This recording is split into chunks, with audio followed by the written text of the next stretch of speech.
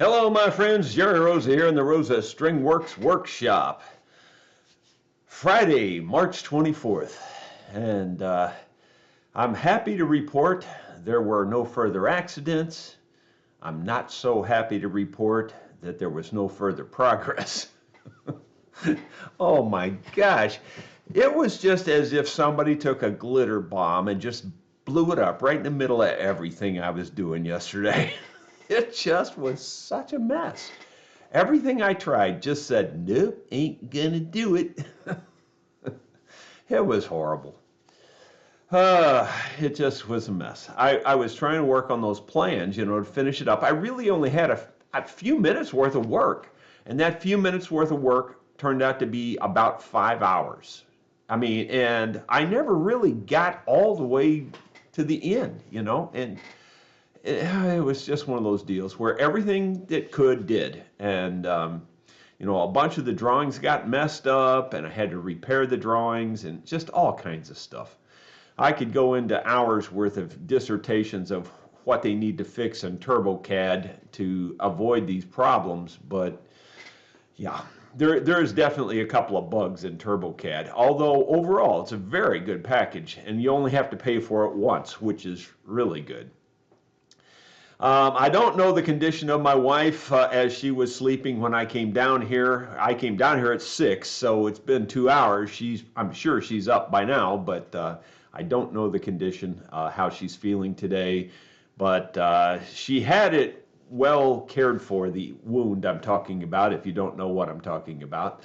She cut her finger on the bandsaw, and she had it all, butterfly bandaged together and then taped really well with some, I think actually vet wrap that they use for wrapping horses, which you would make sense since she's into horses too. So anyway,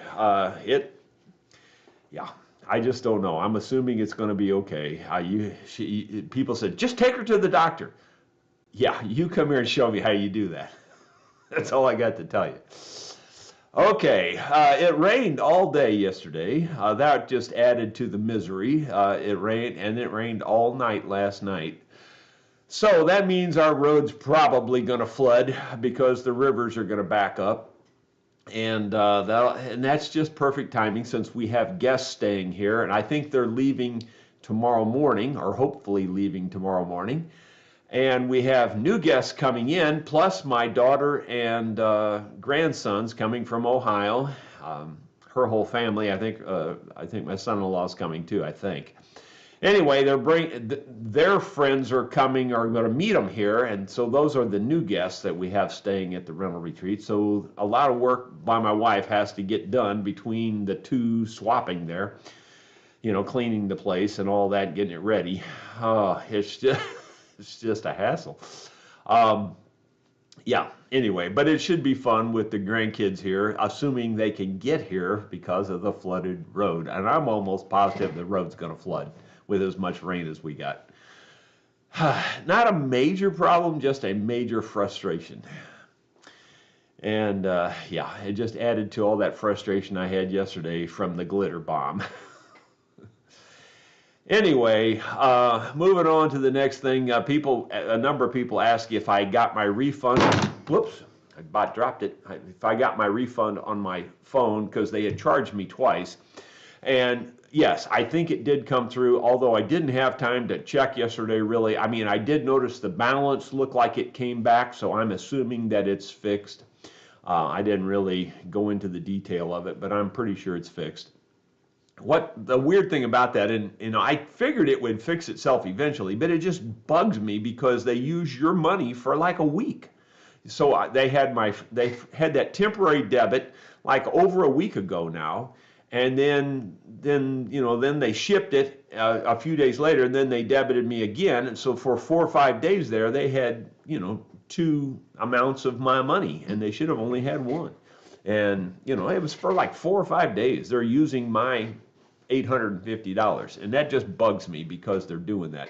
They don't have any problem, and they can charge you just like that immediately. They can charge you on the dime But refunding it, oh, that takes a while. That we got to go through hoops, jump through hoops. It takes us a while to refund it. Yeah, right. Give me a break. It's ridiculous. Anyway, I'm trying to be in a better mood than I was yesterday, because yesterday was bad, man.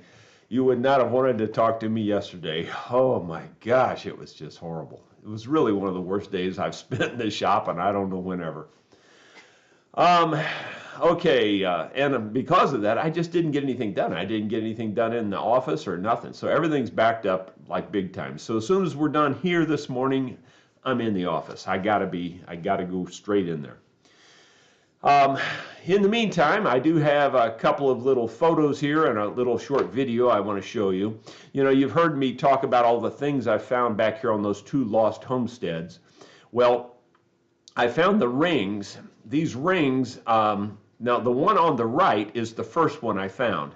And I found that ring on the right. I found that in the spring, literally in the spring near the closest rental property to the front of the property here. So it was the lost homestead that I call the Rock Wall Homestead, that's in the corner of the woods there. And then the other ring, the one on the left, I found it at the further back homestead, and it was really right where I think the house was. So I don't know if the same person lost both rings or not. They do kind of look like a match set.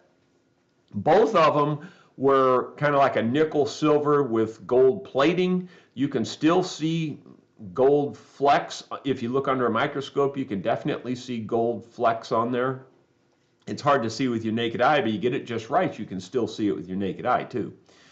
Well, anyway, the one on the right is the one I want to tell you about, and that's the one I wrote the song about, the one on the right there, because I found that ring about 18 inches down deep in the mud in that spring. And I'm trying to stay in the camera here, but it was pretty far down. So here's a look at that spring. I thought I'd just let you see a little short video here. Here's the outlet of the spring that's up there in the field where I found the lady's wedding ring. And it flows right here into the creek. And if we look around, out there is about where the spring is. We'll take a walk up there.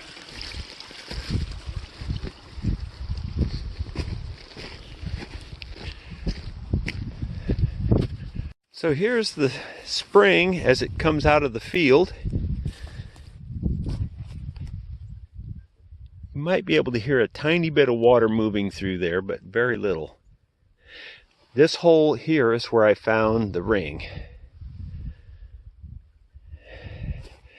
And if we look back, the tree line over there is where the creek is.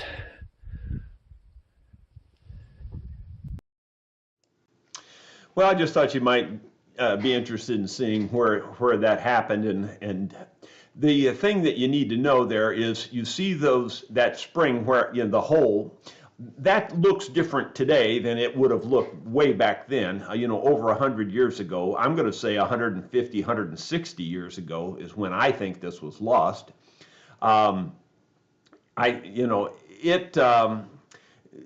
Somebody in more recent times has put those big rocks over the top of it, and so that the tractor wouldn't fall into the spring driving through there, and someone piped it out. Now I extended the pipe further because I straightened the creek out there because the creek had eroded immensely. It's hard to explain, but basically all I did was correct what had already been done years and years ago. And anyway, so that's that plastic pipe you saw there where the spring is running out. That was just the extension that I put back on there. But anyway, it does look a lot different than it would have looked. I'm sure the spring would have just been a big open spring there with water just gushing out back in the old days. And she would have, the lady that lost her ring there would have been probably washing clothes or washing dishes or just getting water. But I'm assuming maybe washing clothes, and that's what pulled the ring off, is what I'm guessing. But that's just a guess. Anyway, I thought that was interesting. I hope you thought so. We've got a number of questions. I failed to remember to ask you to put your questions in yesterday's video, but fortunately, a number of you did. And so we have about 9 questions here that we can go through, and then we'll get to the live questions. I've seen quite a few live questions posting already, and the reason I can see those is because you're putting those question marks in front of your question. Be sure to do that if you want me to see your question over there, and we will get to those here in a minute. So let's start with the first question from yesterday. Thomas Armstrong asked, he says, Jerry, I have an archtop guitar with a floating bridge, has a gap between the lower and upper part of the bridge. The intonation and height of strings are good, but it's a quiet guitar, and I'm toying with the idea of fashioning a piece of ebony to fill the gap between the upper and lower part of the bridge for better sound transference from the strings to the body. I would drill 2 holes for the adjustable screws to pass through and tighten down on the piece of wood without using any glue. Do you think this would improve the overall sound and volume? And then he just says,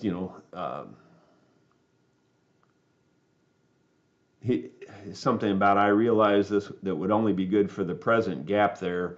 Thanks a bunch. Hope your wife heals quickly, Tom. Well, Tom, you got the right idea. I'm not big on anything adjustable like that with those screws and all that stuff. If it were me, I'd fit the bridge to match the shape of the top, and I would make it one solid piece. Your sound transfer would be much better that way than it will be with the addition of additional metal in that area, because there's always a deadening effect when you put those kinds of things together. If it's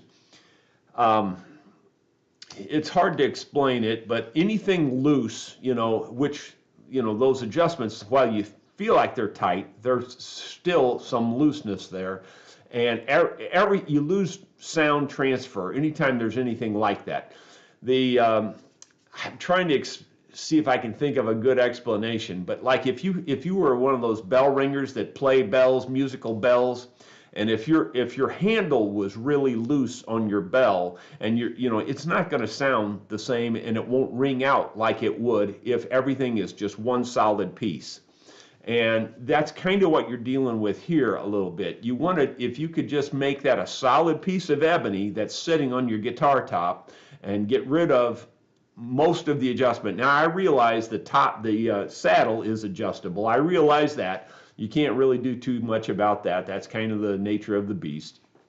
I mean, you could actually make one solid bridge, and it would probably sound better, but that's really hard to do, and I wouldn't necessarily recommend that. But I wouldn't add additional adjustments to it. If for my money, I would just make a solid piece of ebony and glue it in there, and your glue joint will be much stronger and much better for transferring your sound. That's my 2 cents. I know that's not easy, but that's what I would do. Mark Winnicki says, hey Jerry, I see you're in the Ozarks. Does the legend of Boggy Creek sound familiar, or the Fook monster, Bigfoot, Sasquatch, all those things? Well, yeah, Mark, I've heard of most of that. And I've only heard it of some of those, like Legend of Boggy Creek and the Fook monster. I've only heard of those like just in passing. Nobody ever really talks about that. I don't ever really hear that very much. The Bigfoot, the Sasquatch thing, everybody's heard of that.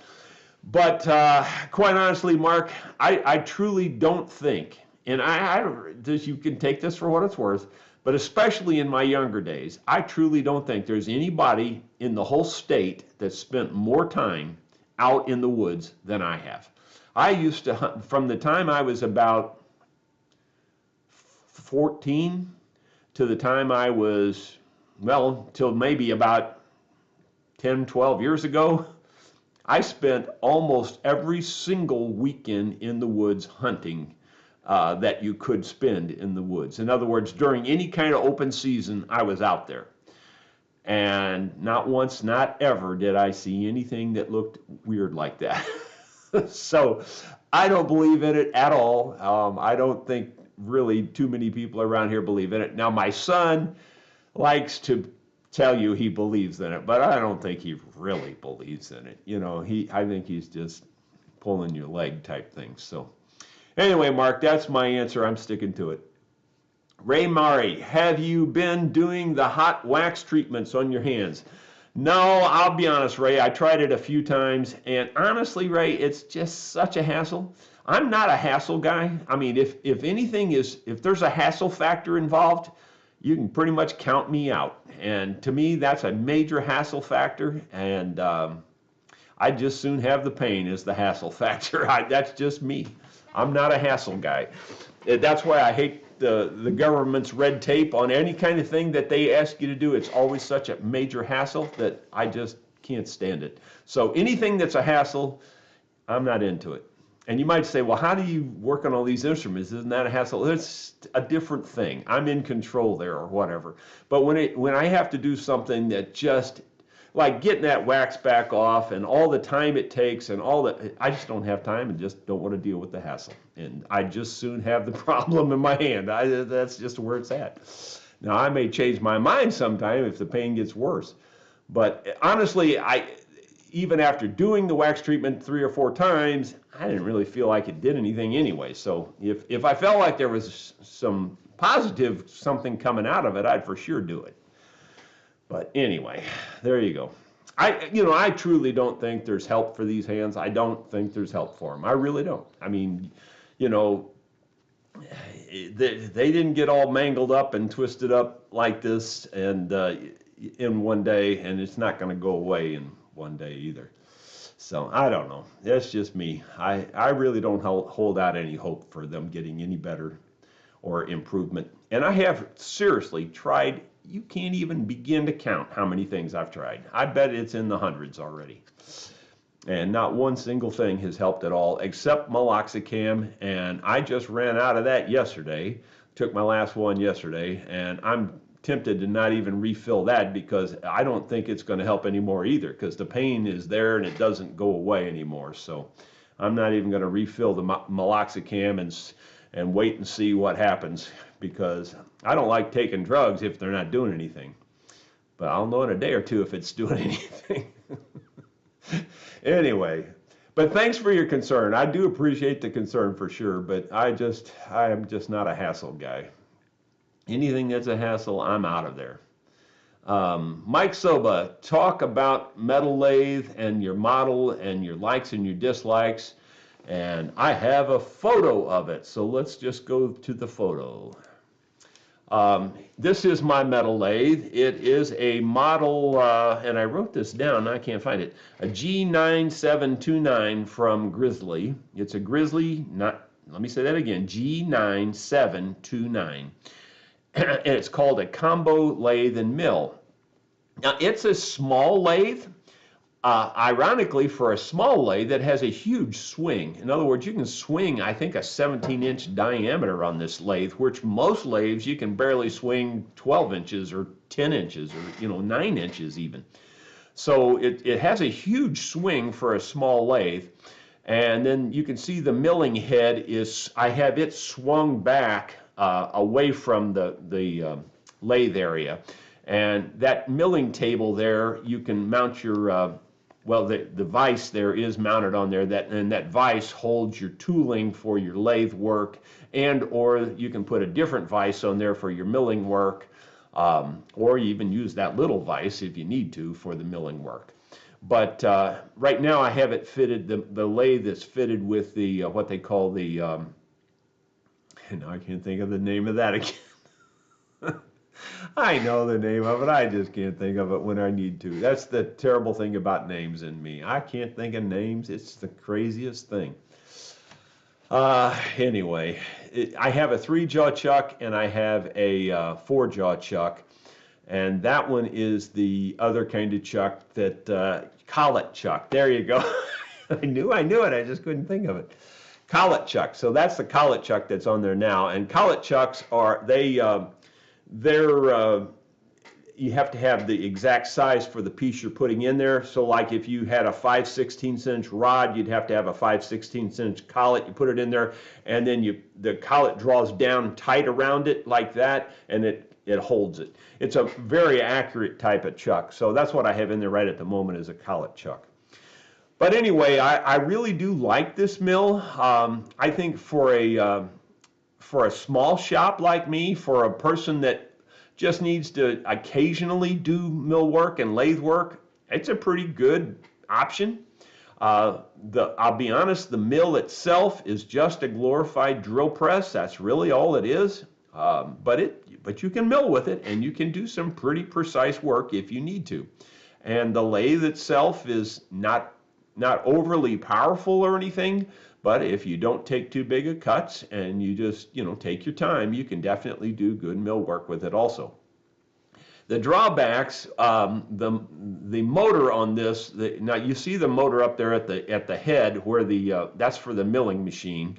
That motor up on the upper left there is for the milling machine. Now there's another motor exactly like it down below, and kind of below where you can see that silver collet chuck. It's kind of down below and behind there. And I replaced it. I think you can see the one I replaced it with. That I think that's red or maybe brown.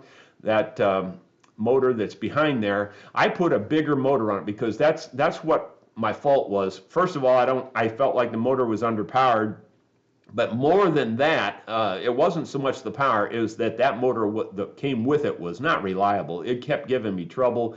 It would start and stop and just, make noises and just all kinds of crud. So I just had all kinds of problems with it. So I put a bigger motor on it. I'm pretty sure, I don't remember the stats now. I kind of think it came with a 3/4 horsepower, and now I have a 1 horsepower. Or maybe it was a 1 horsepower, now I have a 1.5 or something. I know I upgraded the horsepower, and the size of the motor is a little bigger. And technically it doesn't fit, but I made it fit. And then the hard part was rewiring it. So, boy, that was really hard to get all those switches that you see there on the front left of the machine in that yellow, I think that's a yellow tab area there. In that yellow area there's a bunch of switches. And getting that new motor to work with all those switches was a real treat. But you guys came through on that, and my viewers helped me with that. And so no one gave me the exact answer, but the answers they gave me, or the suggestions they gave me, led me to the right answer and led me to the right fix to make that work. And anyway, I got it working. It took me a while, though. I bet it took me 2 or 3 days to get that electric working on that thing, to get it, perfect. But anyway, overall, it's a pretty good lathe. I think if you were looking for a lathe, I'd probably recommend it for just a small, once in a while type shop. I wouldn't recommend it if you were saying, man, I'm going into the lathe business, I'm going to do this every day. No, it's not that kind of lathe. But I've used it an awful lot. I really have. Probably more than your average person would use something like that. I've used it a lot, and it's held up pretty well, and I'm pretty pleased with it overall.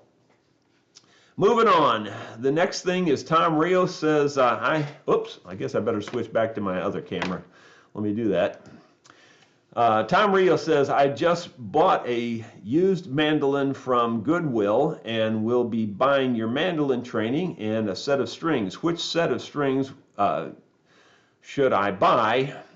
Well, Tom, honestly, I'd have to know which mandolin you have first. If you have a mandolin that's, shaped like this, or just a teardrop, and the more important part, it's got these thin sides, then I would probably buy the GHS LS250 strings. I think you'll find those being your best sound and all that. Now, if you have a mandolin that it may or may not have these similar shapes, but it's got the thick body, the wider, thicker body. In other words, that body there, let me try to give you a number here to just give you some idea, because I don't, like just as an example, this body is less than 1 3/4 inches. So if you're in that neighborhood, in that type of body size, then I would go with those strings I just said, the GHS LS250. But if you're quite a bit bigger than that, like say 2.5 inches or 3 inches, then I'd go with the lightest set you could get, which are, and I don't actually sell those on my website because I only put those on those kinds of instruments when they come in. So it just depends on which instrument you have, but I would go with lighter strings if you've got the thicker body, because typically those thicker bodies have a thin plywood type top, and they can cave in fairly easily, so you don't want to overstress them. So that's my best answer I got. I hope that helps you.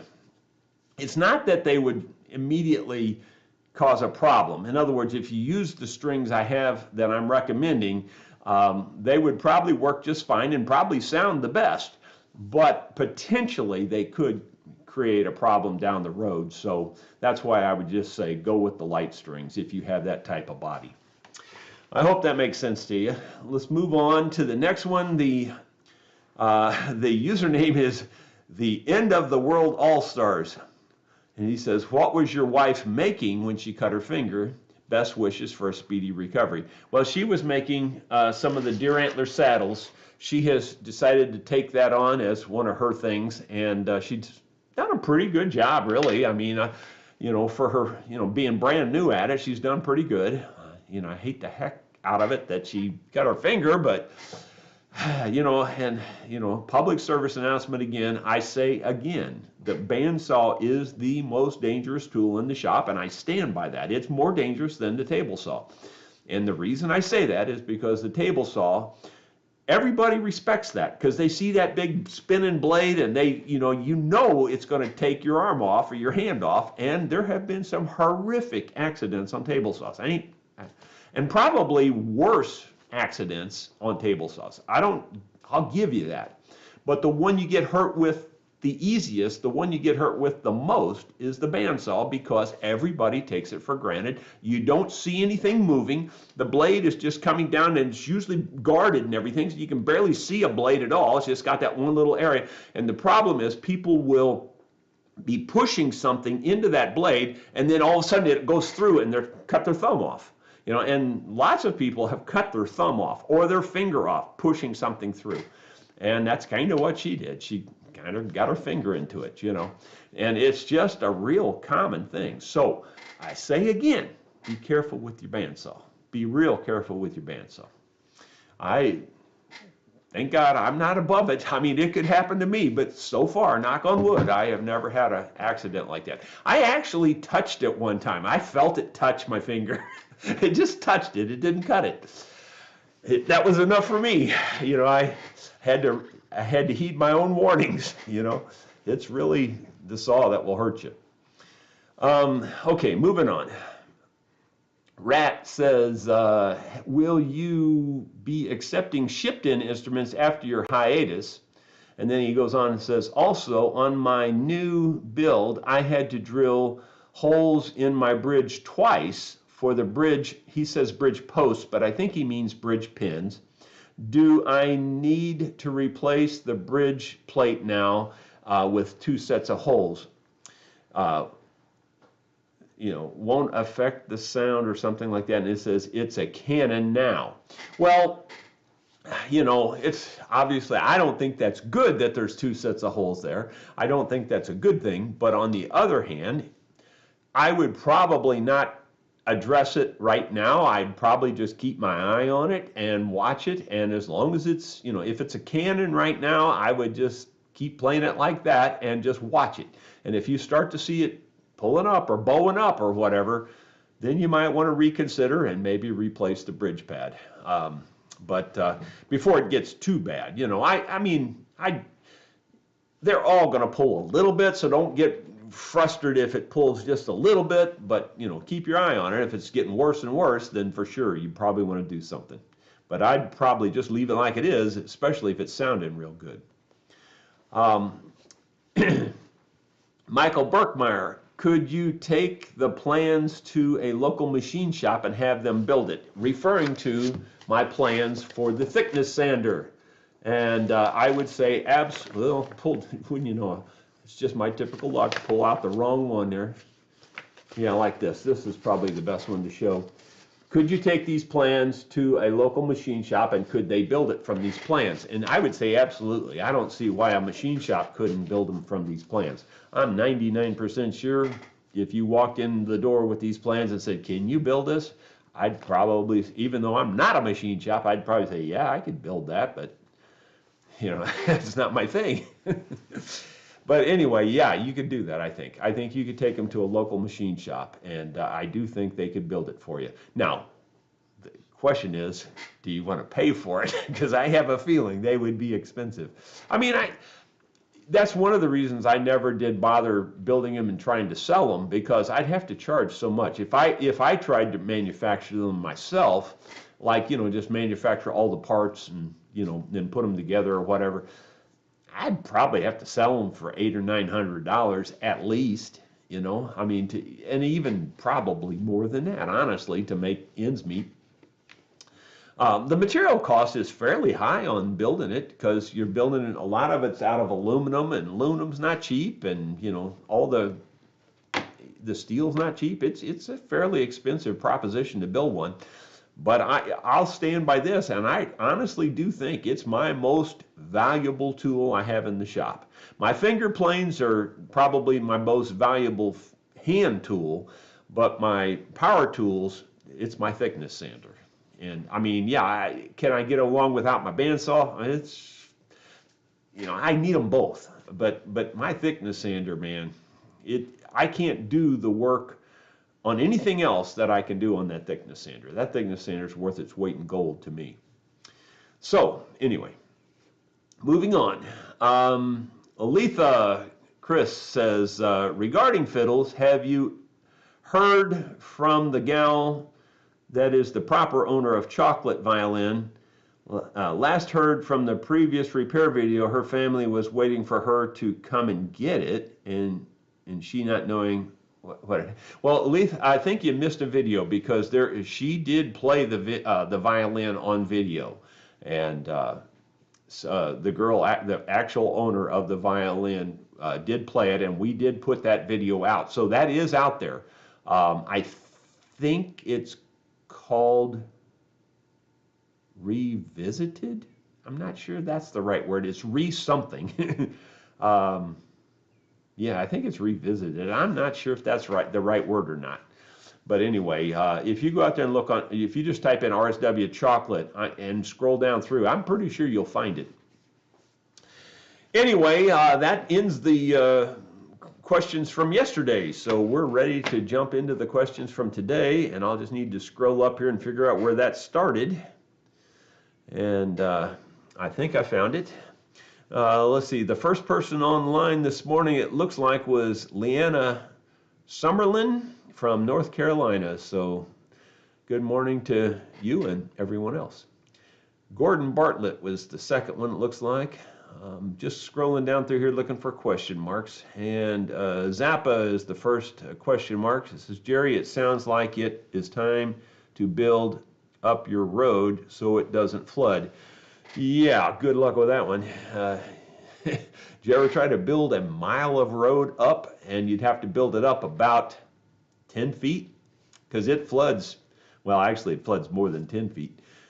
Yeah, you'd have to build it up, I would say a minimum of 15 feet to avoid the floods. 15 feet. Now, I'm not saying it always floods that deep. Most of the time it doesn't. Most of the time it only floods a foot or two deep. But it can flood to that deep. It has flooded more than once where it's come up over the railroad tracks, and the railroad tracks are a good 10 feet above the road, if not higher than that. So yeah, and it's a mile long. I mean, it's a mile long, maybe, yeah, it's about a mile. I'd say it's about 1 mile that you'd have to build up. It'd just be impossible. At least not on my budget anyway. Now, if I was one of those big name people that own like Amazon or something, yeah, I'd do it, no problem. Hammer asks, I was not aware Martin has an issue with binding coming unglued. Some say it was inferior glue that was used at the factory. Others say the binding shrinks, causing it to pull up. Yeah, well, Hammer, it's probably a combination of both of those. But honestly, I'd even add the third thing is that the new binding itself, the new material is just crap. That's the nicest word I can use. You can imagine some of the worst words. I'm seriously telling you, it is just crap. That new PVC binding, I truly wouldn't give you 50 cents for all you could put in the back of my pickup truck. It's just not worth a darn. And that's what everybody's using now because you can't afford the old bindings anymore. Like if I want to buy enough binding to do a mandolin now with the old material, you've got a huge hazmat fee. The material itself is super expensive, and then there's a huge hazmat fee. It would probably cost me $300 to bind a mandolin with the old binding nowadays. Just for the material, not let alone do all the work. So it's just ridiculous. It's just gotten crazy. Where the PVC binding, you could bind the mandolin for, I don't know, 10, no, maybe 20 bucks max. So, it's just ridiculous. So that to me is where the biggest problem is. The glue just doesn't stick to that new PVC binding. That's why I super recommend this. This does seem to stick to that binding pretty well. So this is that Canopy glue. It's Canopy Glue Formula 560. You can get this off eBay. You can get it off Amazon. I think I have it on the products I use list on my website. I think I do. I got so many products on there I can't keep it all straight. But anyway, you can go to my products I use page. I'm pretty sure it's there, and you can purchase it there, and that helps the channel out a little bit too. And this is what I'd recommend to repair the binding also. Now you may have to heat the binding up and soften it so that you can push it back into place and then wrap it. I would wrap it with I would wrap it with the rubber band from the inner tube that I use. That's really good for wrapping binding and getting it good and tight. You can use tape, but I don't know. I'm not a big fan of the tape. The tape works pretty good when everything works pretty good. But when you got to really put some stress on that binding to put it back in place, the tape is not the thing to use, in my opinion. That wrapping it with the rubber band with the inner tube, that puts some stress on there. That actually pulls it in. So anyway, that's my answer. It's basically what you said, plus the fact that new binding is just crud. It's just total crud. Scott Roberts. It's not raining as hard as it was. Okay. Okay, I'm not sure what that means exactly. I'm not sure where your reference is. But here, it's not raining at the moment, I guess, if you're watching and you're close by. But it rained quite a bit all night and everything. And there was a lot of thunder, lightning, and all that.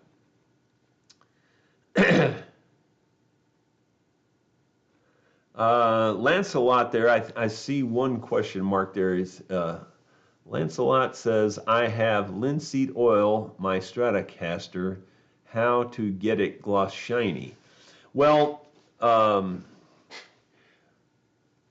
I don't really think linseed oil is your overall best option for that specific purpose. The reason I put linseed oil on a finish is when the finish is really bad and maybe chipped and there's lots of bare wood, and like an old dried out finish on a violin, a real old violin where the finish is just nicked and chipped and dried and dusty, and the finish itself actually gets kind of dusty like. And so whenever I get into a finish like that, I wipe it down with linseed oil for sure. And then you got to wipe it all back off. Now, for getting it glossy and shiny, I would recommend one of two things, or maybe both things. And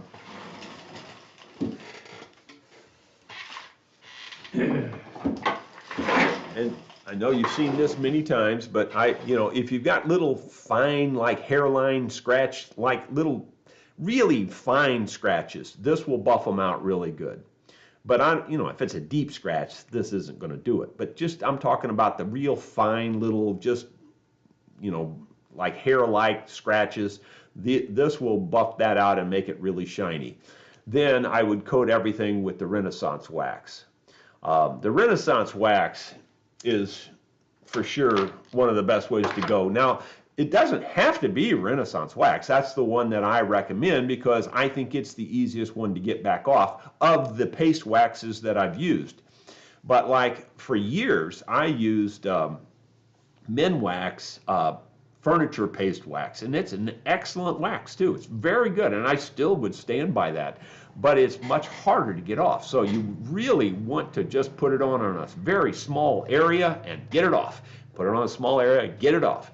If you went and put it all over your whole guitar and tried to take it off, you'd be cussing my name because it's just a real hard wax to get off. But I think the Minwax furniture paste wax is maybe even superior to this in terms of sound and in terms of hardness and all that. But this does a good job, and it's much easier to get off. And even this, though, you don't want to do a great big area. You still want to do a fairly small area and take it off. And this is far superior, no matter what anybody tells you, this is far superior to the liquid polishes. And those liquid polishes, I say again, they can easily curl up your plastics, your pick guards. They could even be what's causing some of the binding to curl up on the Martins. They have so many chemicals in there that plastics react to those chemicals.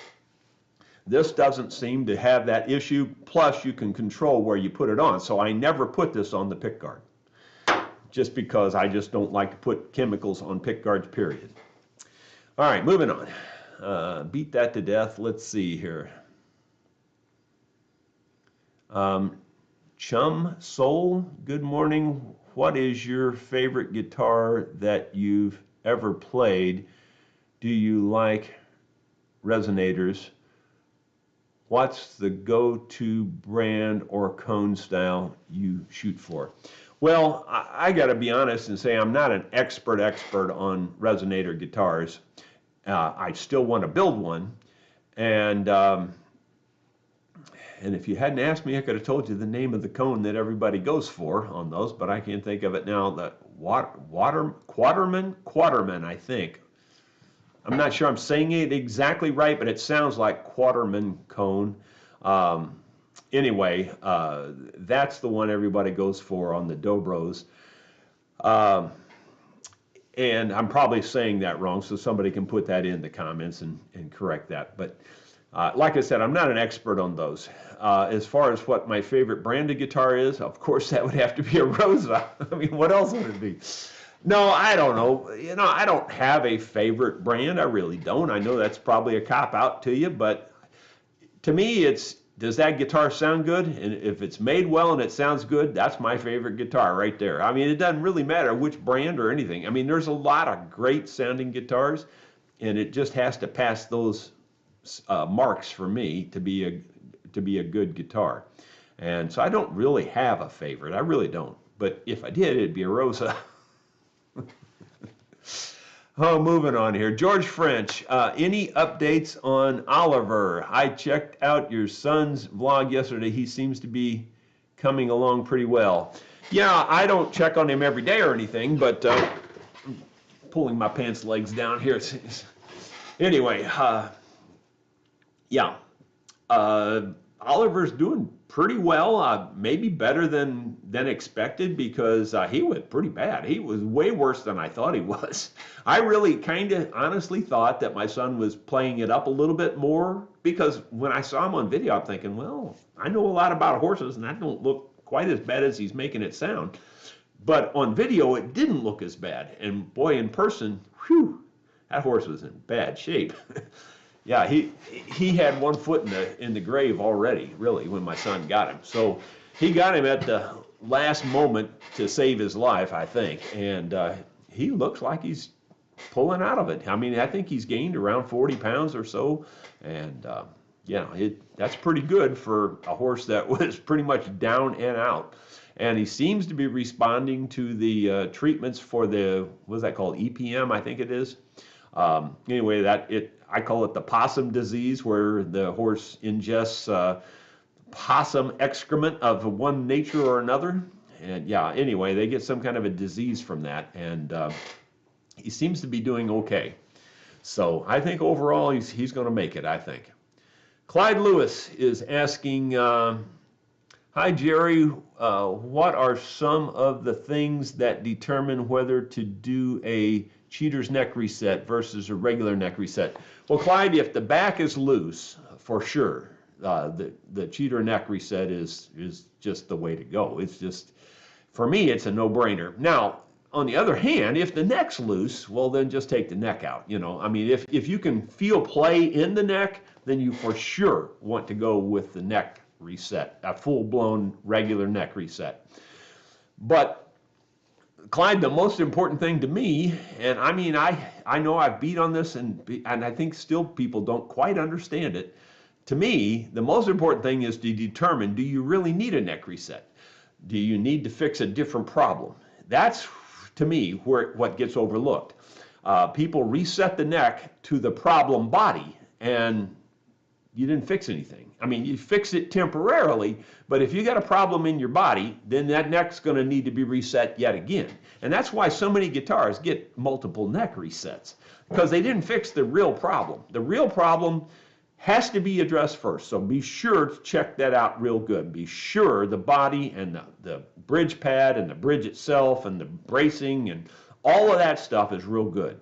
And even the back, make sure the back's good and solid, because if the back's not solid, that's going to screw up your neck reset. I mean, that's going to make it look like you need a neck reset.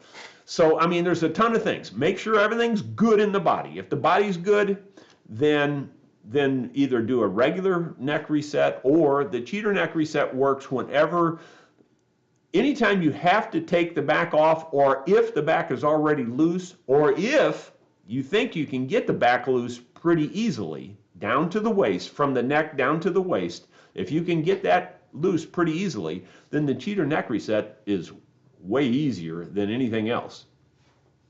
And the reason I call it that is not that I feel like you're cheating anything. That's not the real reason. You know what? Carpenters use the term all the time. Cheating this, cheating that. Cheat it this way just a little bit. Cheat it that way just a little bit. Cheating means you're just tapping the board over a little bit. So that's what the cheater's neck reset is. You're just kind of moving the neck just a little bit there. That's what you're doing. You're cheating it down a little bit.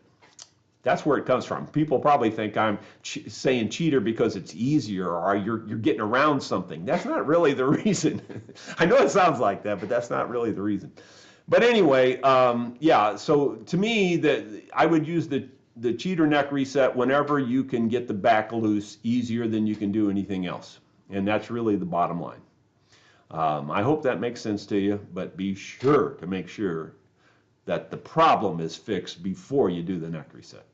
Don't do it in the opposite way, because that's going to create more problems than it's worth. Okay, Chum Soul.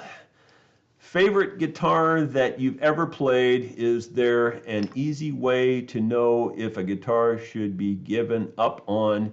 I just picked up a $5 beater, big warp in the sound hole, but 1950s, 60s likely. Well, again, a favorite guitar I've ever played, I don't, they all run together on me, and that's the truth of it. I know it probably sounds like a huge cop-out to everybody, but honestly, I see thousands of them. It's not like I only see a few. Like if you only saw 10 or 20 guitars, you could easily pick out a favorite, but geez, I've seen thousands, and to tell you which one was the favorite, I don't know. I've heard some awesome guitars over the years, and I can't remember names anyway, so there you go. So I can't really answer that question, as I've already alluded to, but it would probably be a Rosa. But as far as when you give up on them, that really, again, that's another cop-out answer in a lot of ways, but it's the truth. It's just like when people say, is this worth fixing? Well, it's not worth it to me. Is it worth it to you? Is the question. And if you're willing to pay for it, or in this case, willing to invest the time or the hard work it's going to take, then it's worth it, you know? And so you can't, I know it's a cop-out answer, but to me, that's the truthful answer. It really is the black and white answer to me. Yeah, I hope it helps. Sorry, chum. It's kind of hard to answer some questions sometimes because a lot of them are just opinion, you know, and everybody's got an opinion. And to me, my opinion is if it matters to you, then it matters. And if it don't matter to you, then it doesn't. Throw it in the dumpster, you know. Richard Cooksey, have you tried Osteo-Biflex? I'm pretty sure I have. That name sounds real familiar, but honestly, I've tried hundreds of things, and to be honest, I don't remember one from the other. Yeah, I was taking all kinds of things, shark cartilage and all kinds of things. I mean, just all kinds of things, and nothing really seemed to matter at all. It just kept progressively getting worse, and it's at a point now where it's pretty bad, I got to tell you. I mean, I have moments where it doesn't hurt hardly at all, but most of the time it's pretty bad. Let's see, Mike Bennett. Nope, that's not a question. Moving down, Mark Batchelder. I have a 1959 Guild mahogany guitar in which the back has split open about 2 millimeters, so about 80 thousandths, straight down the middle of the back. And then it's cut off. The rest of it's not there. Well, you know, I think on something like that, I'd have to see it to know for sure what I'd do with that. But for the most part, I would try to get that closed together if you can. Now, if you can tell that you're just stressing the heck out of it trying to close it, I mean, like you can just feel it, but that's not a good thing, then you might want to fill it. I mean, if you know, you might want to fill the crack and just glue a piece of wood in there as a filler, and then, you know, sand it, smooth it, and varnish it, whatever it takes to make it look good. But if you can close it, I'd close it, and then just a good wood glue, which would be Type Bond Original. It will hold it as long as you keep it clamped for a minimum of 24 hours. And then if you can get in there and put in cleats across it with your grain going opposite of the grain in the back. The grain in the back is going to go, I'm going to say the back is standing up this way, so the grain in the back is going this way, and you'd want to put your cleats going across this way. So make sure that the grain is going the opposite way. But that's how I would fix it, Mark, if that was your question. I'm assuming that's it because it got cut off. How would you, oh, he did it later. How would you fix it? Well, there you go. I see the next question down. Richard Bailey. Is this the Richard Bailey that was the awesome banjo player that played on the Grand Ole Opry? I don't know. If it is, I met you years ago down in, I think it was the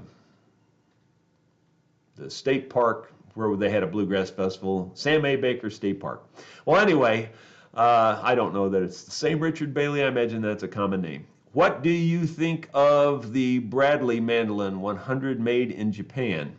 I don't know a thing about it, Richard. I would tell you, but I truly don't know a thing about it. I don't even think I've even heard of it, so can't really answer that one. Mark Batchelder, the split runs with the grain from neck to bottom. Yeah.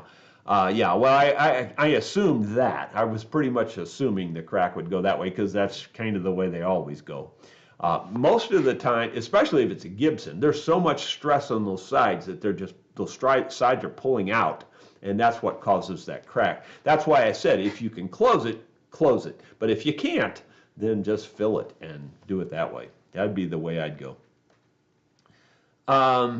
Let's see this. Okay, Dottie Hildebrand, did you teach Emery to play, or did she already know how to play? I would say she did most of it herself, but I did assist her a lot because she was, you know, young when we were in the band. She was, I don't know, 17, maybe 16 when we started playing together. I think she's probably 16, something like that. And of course, I gave her lots of direction and instruction and things, but She's pretty headstrong too, by the way, so she kind of did her own thing. But she did teach herself. I'm not going to take much credit for it. She taught herself to play most of it and did a really wonderful job, actually. Uh, Pat K, have you ever made a guitar with different body shape, or do you always stick with the one style like the Dreadnought? Well, I had kind of forgotten that the original guitar that I built had the round shoulders. It didn't have the Dreadnought shoulders.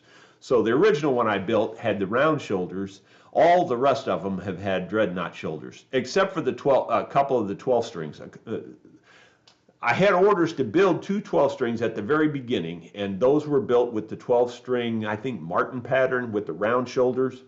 And because I had never built one of those 12 strings, that's why I built my own guitar with the round shoulders first, and then I built the 12 strings.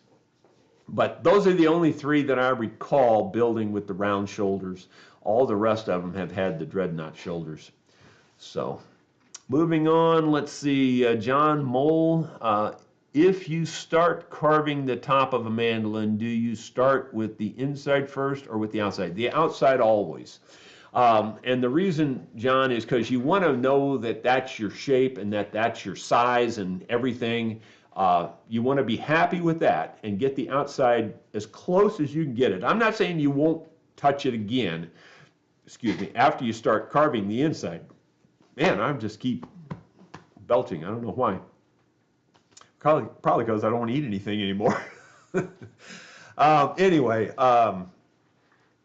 you would definitely want to do the outside first and get it as close to perfect as you can get it, and then do your inside.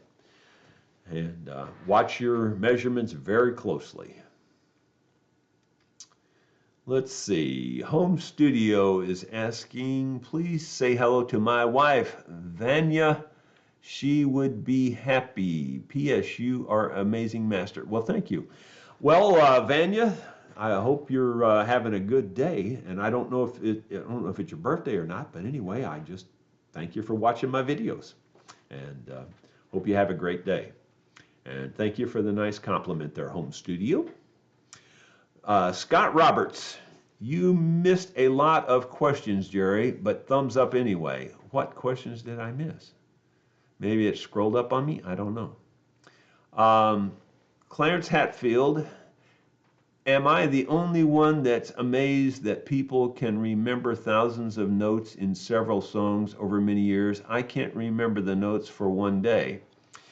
Well, for me, Clarence, it's kind of amazing too. It's amazing what the mind can do. I don't think of, now I'm different than most mandolin players and most musicians. I gotta be honest, I do it totally different than most everybody.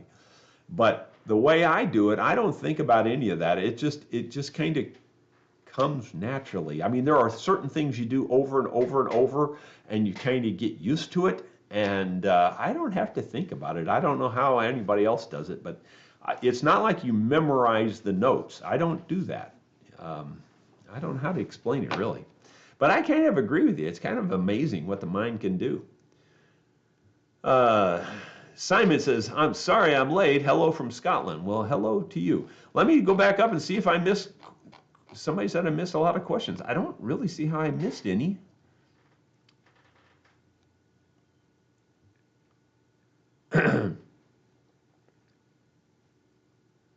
Yeah, I'm scrolling through here again, and I don't see that I missed any.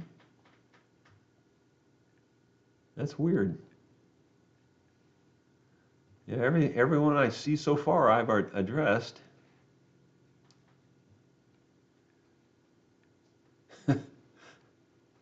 Barry Bark asked that same question again. I'm wondering if this is not a joke thing or something, or maybe this is a spam thing. It's exactly worded the same way. It says, do you have a musical doorbell or carved headboard?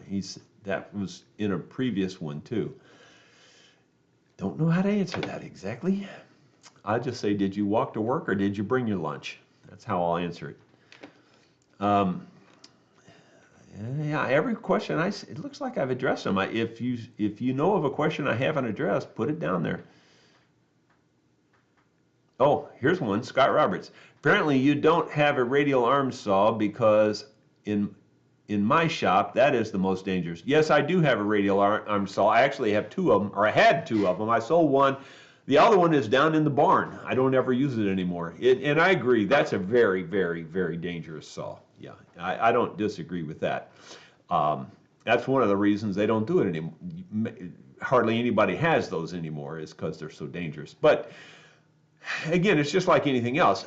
I think on those, you respect it, so you take care of it. And I just don't see that many people getting hurt on those for the most part. Though, if you got hurt, it's going to be way worse. I would say, and this is just me guessing and talking, I have no stats or anything, but I would bet you that if you had some way of knowing, I'd bet you there's 10 to 1 accidents on the bandsaw to the table saw. Now, the table saw accidents are probably more horrific. I'll give you that. But I bet you there's 10 to 1 more accidents on the bandsaw than there is on the table saw. That's just me and my bet. Wish I could prove that. Let's see. Well, here, yeah, I guess it must have scrolled up past these because there's a few of them right here in a row. Chum Soul says, have you ever met Ramblin' Jack? Are you two related? I swear you could be cousins. I hope you take that as a compliment. I don't know Ramblin' Jack, so I can't really take it one way or the other. So no, I haven't met him. Clutch K Man, I've been playing electric guitar for about 30 years, but after watching the work you do on your channel, I've decided that I need an acoustic. Any advice on selecting one? Well, Clutch, boy, that's a big one there. It really is. You know,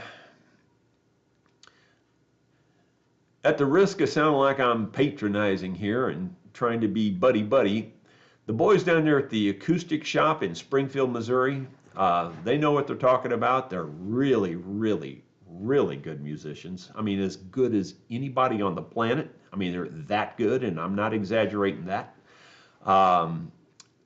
They really have a good line of instruments. I would get in touch with them, the acoustic shop, tell them I sent you, and they'll treat you right, I'm sure. And I would say overall, the Eastman line looks like a really good line of guitars that I think you can get into at a reasonable price. But again, I'm not an expert on recommending guitars, so you probably shouldn't take my word for it. I really would get in touch with the acoustic shop down there in Springfield, Missouri. The Acoustic Shop is the way they spell shop S-H-O-P-P-E. You can find them on YouTube if you want to go there, and then you could probably get to their contact information from that. Clutchman gave me a super chat. Thank you very much. And he says he loves the channel. Thank you very, very, very much. You really don't know how much I appreciate that. I see it. Looks like another super chat, but I don't see a notification of it. So I don't know who gave the other one, but thank you. Right now I don't see it. Maybe I'll see it as I scroll through here again, because there are a bunch of them here I missed, and I don't know how I missed them. It must have scrolled up when I was talking or something. Have you seen, Jeffrey Shou says, or Show, I'm not sure how to pronounce that, S-H-O-U-G-H. Have you ever seen the River Song guitars? If so, what do you think of them? No, I have not. I'm sorry. I guess I should just give a pat answer. I don't get out much. And that's kind of the truth. It's sad, but it's true. I don't get out much. Brian Woolwine, I recently purchased a new D42. When it arrived, it had a small finish crack where the top is glued. Any ideas on fixing it?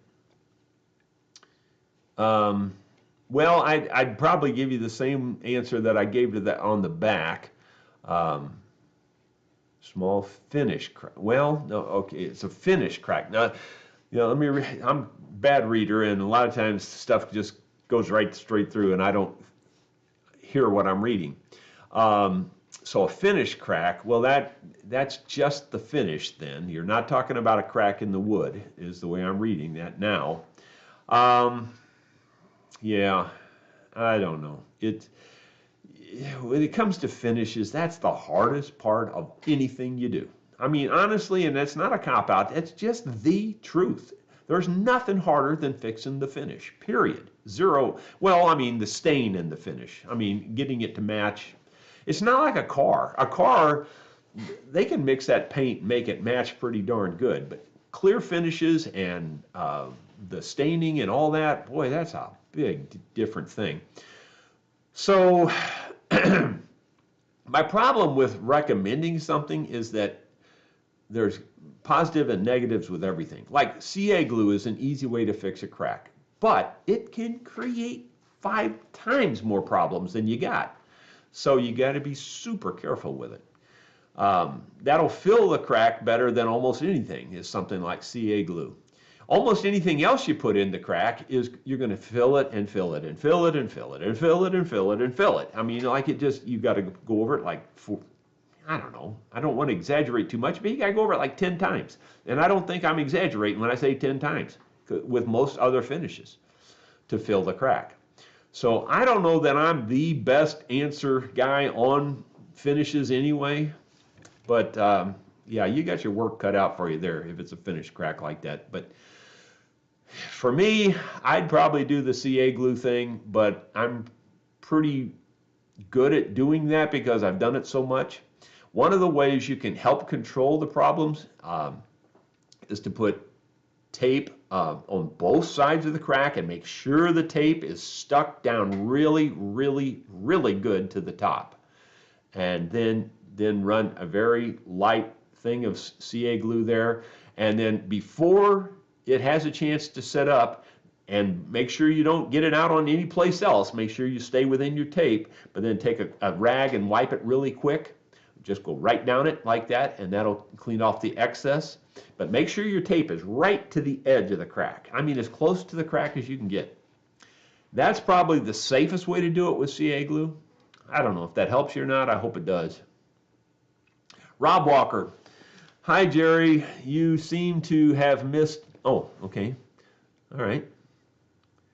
You seem to missed questions. This is a different one, though.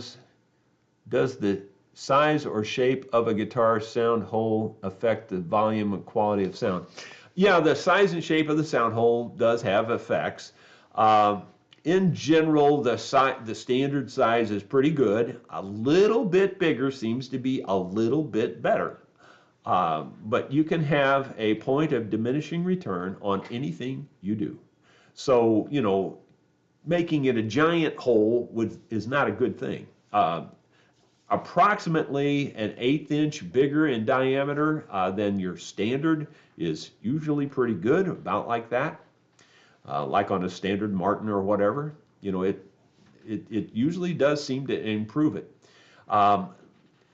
The shape and the placement makes a lot of difference. You know, people put them in weird places trying to make something different, make it look cool, you know, and all that. But generally speaking, it doesn't help the sound, in my opinion.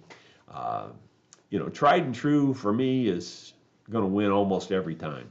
And the general size and shape that the standard, you know, guitars, Martins is just using those as an example, Taylors and all the other good ones like that, pretty much all do it about the same.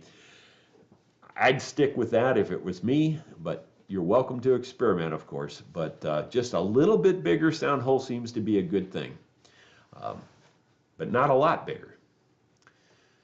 Let's see, moving down a little bit more. Yeah, I did. Boy, I missed a bunch of them. I don't know how I missed them. CMC and BB. Is there a way to tell if saddle is plastic without removing it? Well, you can always do that heat test. You heat a needle pretty hot and then touch it to the plastic, and the plastic will melt or dent or whatever. If it's bone, it ain't going to do anything pretty much. It's just going to sit there. So that's one good way to test it. It's probably the easiest way overall. Mark Batchelder, I have a 1959 Guild mahogany guitar in which the back has split open about 2 millimeters. Okay, I got that one already then. So I answered that one. And then yeah, down below. All right, so I'm going to keep scrolling down in case I missed any more, but I don't think I did.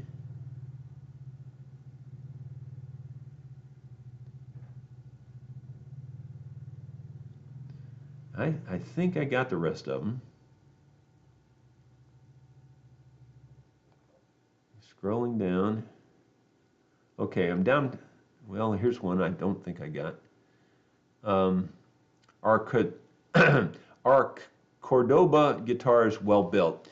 You know, I've seen that name come through the shop before. I don't feel like they're anything special. I can't, I hate to say anything negative on them because I don't really recall, but that name doesn't sound like it rings real good with me. So, you know, maybe somebody else can comment on that, but I don't think that they're anything I think of highly. If that makes any sense. I'm not trying to knock them down. I just don't think I remember anything real outstanding good about them. So it's been a long time since I've seen one of those. But sorry, sometimes I just don't have a good answer. Steve Mercure, I've got a classical guitar from the mid 1970s where the action is very low to the point of buzzing at the first fret, but very high at the 12th. Might a nut replacement help? Yeah, in a case like that, that's kind of what you need to do probably is replacing that. Now that's assuming that the frets are level. Now, there's nothing wrong with this. Some people are going to go, you can't do that. You're an idiot. I know people are going to say that, but there's nothing wrong with if you just have a light buzz at your first fret. If it's just a light buzz, then there's nothing wrong with taking your fret leveling file and leveling here and fanning it out. And you can knock that fret down just enough to get rid of that buzz. And there's nothing wrong with that. Of course, you need to recrown, and smooth them out and all that kind of stuff. You got to do the rest of the work, but there's nothing wrong with doing that and fanning it out. And so that can save hours of work and frustration, because making a new nut is hours of work. It's I think for anybody that knows exactly what they're doing, you're talking at least an hour, and that's if you know exactly what you're doing. To do a nut job really, really well, it's going to take you at least an hour. And I would say your average person, 3 hours. So there you go. So to me, that'll take you 15 minutes to do it the other way. And if you're just talking a light buzz, I'd sure do that rather than build a whole new nut. So I hope that helps you.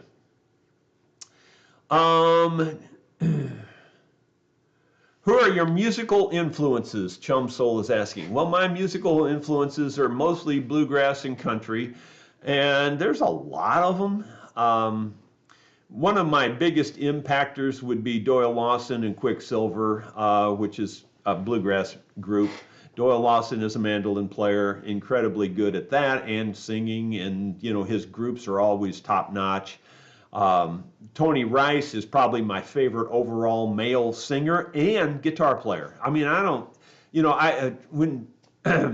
when Caleb was in my shop, and he was my apprentice for a year and a half there, I turned Caleb on to Tony Rice, and I didn't really expect him to think he was anything special, but I would often hear Caleb playing Tony Rice's music in the background after I turned him onto it. I'm pretty sure Caleb thinks Tony Rice is pretty awesome too. So if you don't know about Tony Rice, if you're from a different genre of music, check out Tony Rice. You will be amazed when you hear that boy play a guitar. He's just amazing. So I would say those are probably my two biggest influences. And then the third one would be Seldom Seen in bluegrass. Seldom Seen is another progressive bluegrass type sound, and I just love those guys. Those guys are awesome. I just really love Seldom Seen. And I do, if I copied anybody, it would probably be the closest to Seldom Seen of anything of anybody I would copy. And Doyle Lawson too. I mean, Doyle Lawson's really good. Let's see. It doesn't mean I don't think of some of those more public figures highly, like Garth Brooks. I think Garth Brooks is just flat awesome. I really do in a lot of different ways. Brad Paisley is a great one. And then you got your real vintage ones that are just awesome. And I'm terrible with names, but there's a bunch of them, and I can't think of them, so I'll just give up. Can we buy your music or listen to it? I have really enjoyed the tracks I've heard. Yeah, Chum, those are available on my website. There's a songs for sale tab at the top of my website, rosastringworks.com, www.rosastringworks.com. And then go there and you'll find them. Zappa says Cordoba makes classical guitars. Well, okay. I have, now that you say that, I've definitely seen the Cordoba classicals. Don't know a lot about classical, period. I just want to be clear. I don't really work on classicals if I can avoid it. I'll do real light stuff on them, but I definitely will not do a neck reset on a classical. It's a different horse of a different color, totally different animal, and I'm not going to get into it. And if you want to know why, it's because the body is inset into the neck block, and instead of the neck block being glued to it and then having a dovetail cut, the neck block and the neck and the sides are basically all one piece. It's just a mess. Why they do that, I have no idea. Yeah, but I've seen. It seems like I've seen Cordoba steel string too, but maybe I haven't. It seems like I have. Cordoba ukuleles are solid. Okay, can't say that experience with the guitars. That's just somebody else making a comment about those. So I can't really say. Like I said, I see so many. You truly can't imagine how many guitars I've seen over the years, and they just run together and. I get grief over that, especially in my early days on YouTube. People would say, well, if you don't know that model, then how do you think you're going to fix it? I mean, they would just get real ignorant about it, and I'd say, you think a mechanic needs to know every single thing about every single car ever built in order to change the oil or in order to, put new spark plugs in? I mean, no, you don't need to know all that. All you just need to know is how to fix it. And that's what I do. I know how to fix it. I don't know every detail about every instrument ever built. And I have pretty much seen most every instrument ever built. Well, that's not really true. I've just seen a lot of them. The problem is I've probably seen them and just don't remember it. That's the other thing too. And that happens a lot. What's the prettiest acoustic guitar I've ever seen? Boy. Well, some of them are roses. I don't know. God, I have seen some beautiful guitars. I really have. Golly, that's a hard question. Again, they just kind of run. There's so many of them that I've seen that have been so beautiful that, golly, I can't answer it. I don't know how. I know it sounds like such a cop-out, but I can't. They all run together. See, Will's check says, Jerry, there are some new folks on the shop talk, so remind them about using question marks before the question. Yeah, okay, well, that's you just did, so thank you.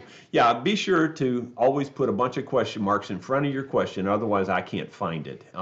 They just scroll up so fast, and I'm a terrible reader anyway. So Joshua Rogers apparently asked something. Okay, he says, you missed my question. What is the best brand of strings and cleaner for mandolin? Well, cleaner, that one's an open book there. I don't generally use cleaners of any kind. I mean, I pretty much just use warm water and wash dirt off with that, and then I don't know. I don't really use cleaners at all. But as far as brand of mandolin strings, to me, there's two brands that are really good for mandolin, and they're both, to me, they're exactly the same. I don't see any difference at all. I know people will argue that there's difference, but I don't hear any difference and I don't see any difference, and they're made exactly the same in exactly the same size. So to me, Diodario and GHS, Diodario A270, I think is the name of theirs. I'm probably getting those mixed up. I am getting them mixed up. The Diodario J74s and the GHS A270. So the GHS A270 phosphor bronze and the Diodario J74 phosphor bronze, those are the two main sets of mandolin strings. Then, backing up the truck, if you want to make your mandolin sound more woody, like because mandolins often sound thin and tinny, and if you want to get a better woody sound out of it, then go to the GHS LS250s. So, but to me, I can't see one bit of difference between the A270s and the J74s. They're exactly the same. Now, I will occasionally, depending on the mandolin and on my own mandolins, I'll occasionally use J75s, which is just a little bit heavier. You get a little bit more volume. They stay in tune real good. So I like the J75s too, but you got to have a well-built mandolin to use a J75, I think. I wouldn't recommend those on those wide, thick body mandolins. And again, on those wide, thick body mandolins, I would generally use the light strings because you're just asking for trouble down the road if you don't. I hope that answers your question better, but as far as cleaners go, I don't generally use cleaners at all because I don't like any chemicals on the instruments if you can avoid it. So I would use warm water, light soap, dish soap if you need to clean it for some reason or another. And then if you need to go a little further than that, it just depends on the circumstances, but sometimes even like rubbing in linseed oil will actually do some cleaning too. So, I don't know. I just don't like to use chemicals on them if I can avoid it.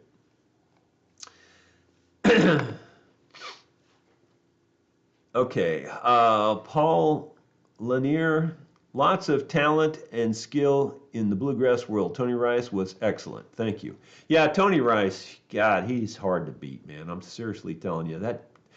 See, he doesn't just play bluegrass. He's got like his Manzanita albums. To be honest, I'm not crazy about those, but a lot of people like those. Like he's into certain kinds of jazz and things too.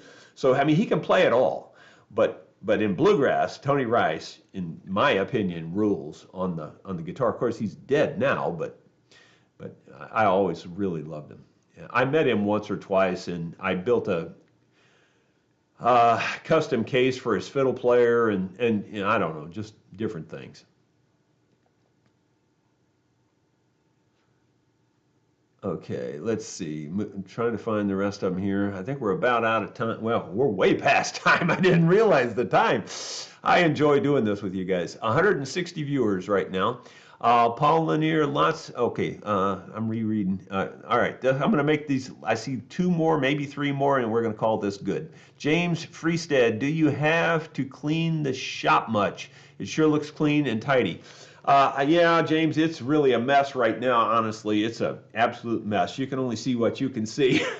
It's fairly clean and tidy in this little spot, but overall, it's a mess right now. I need to get in here and clean it up, and I do clean it.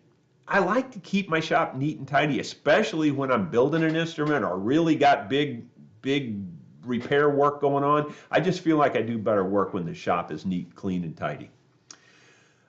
Joseph Seaman, or C-E-M-A-N. It looks like Seaman. It might be Geeman. I can't. The screen's a little blurry on that. Hi, Jerry. I have recently had access to a mandolin, and I have had some fun trying to play. I've played violin for 18 years. Is it normal to get cramps and soreness in the left hand? Well, you're probably asking the wrong person on that because my left hand is really bad shape now.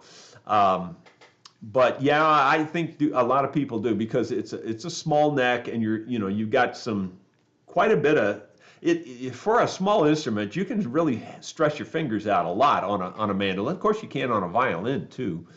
But yeah, I think it is fairly common to have left hand pain. I know it is for me, especially now. Chum Soul, I think this will be the last question. Could I send you photos of an old 1920s guitar? It has such a nice, unique side bracing. The top and back are flat, but the sides are all warped. If you don't take these requests, no problem. Well, you can send them, John, you can email them to me, is the best way to do it. rosastringworks@gmail.com, and I'll look at them, and if I can see something I can make a recommendation, I will. Richard Bailey says he's not the one I met. He says he's from Virginia. Really enjoy the show, and your mandolin lesson on the numbers of the national number system. Yeah, well, great. Well, thank you all very much. I've run way over, and I need to get in the office and get caught up because, boy, yesterday was nothing but a glitter bomb. We'll see you. Thank you so much for joining me today. We'll see you probably Monday.